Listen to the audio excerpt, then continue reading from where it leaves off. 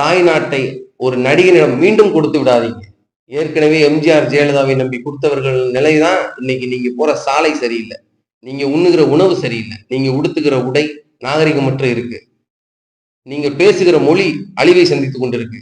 மீண்டும் ஒரு ரசிக குஞ்சுகள் ஒரு ரசிகனிடம் இந்த நாட்டை ஒப்படைக்க நீங்க துணிந்தால் இதைவிட படு மோசமான ஒரு படுகொலியில் நம் தாய் நிலம் தமிழ்நாடு வீழ்ந்துவிடும். அவர் நடிப்பை ரசியுங்கள், ஆனால் அவர் இந்த நாட்டை ஆள தகுதி இருக்கா என்று யோசியுங்கள். டாக்டர் விஜய் வாழ்க, டாக்டர் விஜய் வாழ்க, தளபதி விஜய் வாழ்க, தளபதி விஜய் வாழ்க, super star Vijay, super star Vijay வாழ்க அப்படின்னு கத்தனவன் கையில நீங்க ஊராட்சி மன்ற தலைவரோ ஒரு வார்டு கவுன்சிலரோ ஒரு மாவட்ட கவுன்சிலரோ ஒரு எம்எல்ஏவோ எம்பியோ ஆக்குனா அவன் இந்த நாட்டை என்ன செய்வான்னு நீங்க யோசிச்சு பாருங்க.